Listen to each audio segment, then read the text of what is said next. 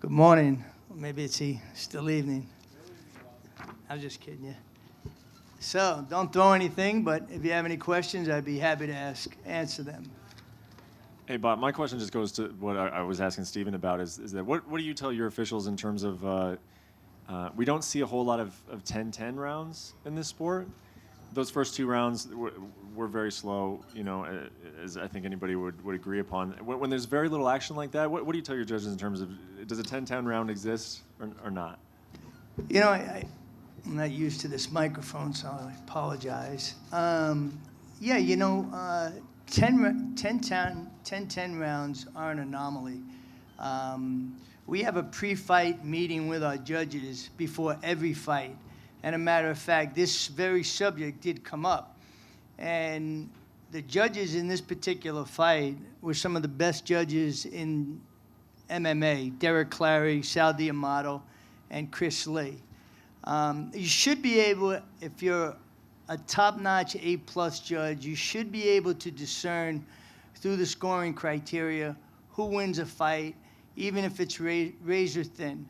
Does a 10-10 round come up?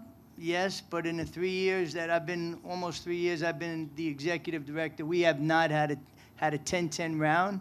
And I think it's incumbent upon the judges to, be on the top of their game and to be able to pick a winner in that round. Because one effective strike or kick can determine who wins a round.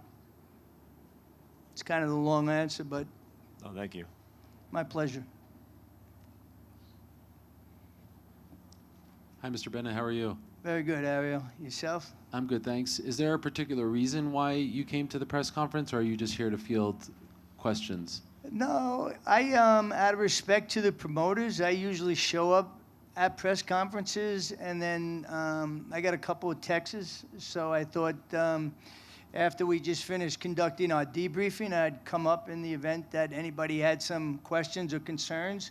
And obviously, we saw it 3-2 the other way. So just out of respect to the promoters and the fighters, we take a lot of pride and in the Nevada State Athletic Commission to ensure that the right fighter wins. We train, we work hard, and it's just out of respect to everybody that I come up here on behalf of the commission. We appreciate it. So I have a question about Alistair Overeem, because Dana White said that he was sick and in and out of the hospital. Did either you or your medical team have to clear him? Did you know that he was sick leading up to the fight? Yes, I won't specifically comment on his medical condition, but it was brought to my attention an hour or two after I arrived at the arena. We discussed it. There were no violations, and according to what's conducted for what's on the WADA prohibited list, I did have one of my outstanding, and I pardon my modesty, but he is an outstanding doctor, a ringside physician.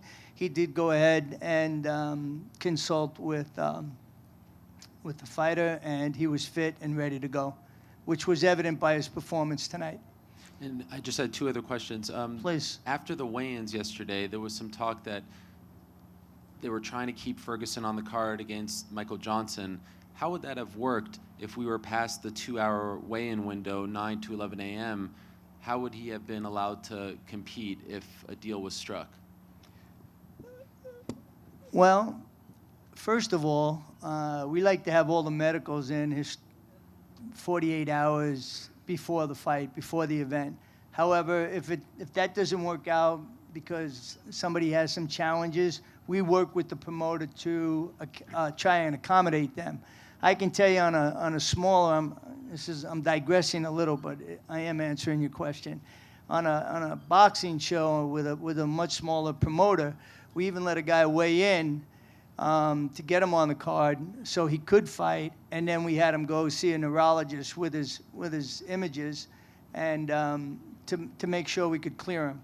The fact that the weigh-in was over and this was a little bit different, we would have made arrangements, which we did. We set up the minute the initial weigh-in was over.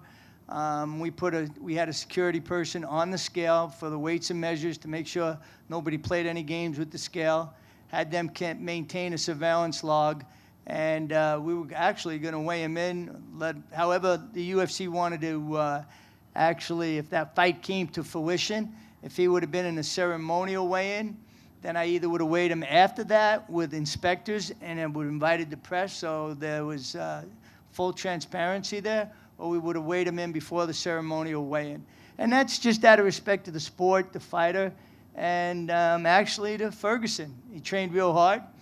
They had an opportunity to put somebody else in, and for whatever reason, you'd have to ask the UFC, that didn't come to fruition. So we just try to be customer service oriented. And they're a great client, just like many of the other promoters are. And finally, to the best of my knowledge, Nevada hasn't adopted the new rules. That's correct.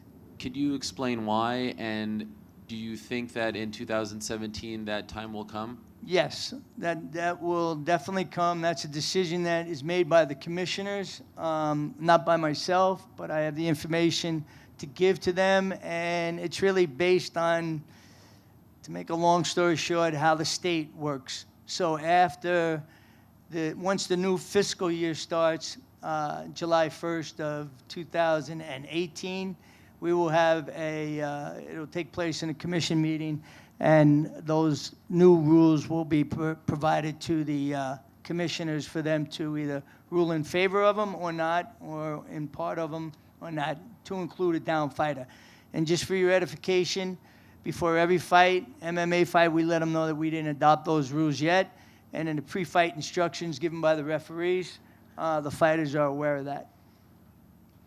Bob, just one quick note for clarification. Just kind of reading between the lines a little bit. I mean, when you say that, one strike, one punch or kick could be the difference in a round, and that a top judge should be able to determine the winner. I don't want to put words in your mouth, but would you say it's your position that you kind of recommend against a judge issuing a 10-10 round? Not at all. And that's a fair question. I'm glad you asked me. No, these judges, just like in the boxing events, you got to score around the way you see it. I don't put any pressure or stress on them. It's totally incumbent upon them. I have something that I use, which is called the POD index, for those of you that are familiar with it. And it actually tracks the officials, who's in the majority, who's in the minority, for difficult rounds, for easy rounds. There's some flaws to the system, but if you're familiar with those flaws, then it is one form of measurement as to who your better judges are and who have proven themselves under, a lot of pressure. Like tonight's a big time fight for those judges. Don't think for a second that, it's very easy for somebody to say, hey, I saw it 3-2 this way or that way, but you put your butt in that chair for 5 minutes, and when you don't see a lot of action, you've got to really always be on top of your game, but it's even more difficult when there's less punches being thrown. For instance, it's the last round. Okay, Thompson was up 10-9, with 45 seconds left to go. Man, it went the other way. It went 10-9, and I'll answer the question before it's asked. The one judge had it 10-8. We went over it in the debriefing, and that 10-8 was unacceptable. Not that it would have affected the outcome of the fight, but just to share it with you. We certainly we strive to do the best we can, but we don't always succeed. And that judge should have scored that round 10-9. You can't have a 3-point swing in 50 seconds, or it's certainly, I don't even know if anomaly is the right word, or just, he just missed it. And usually he's spot on.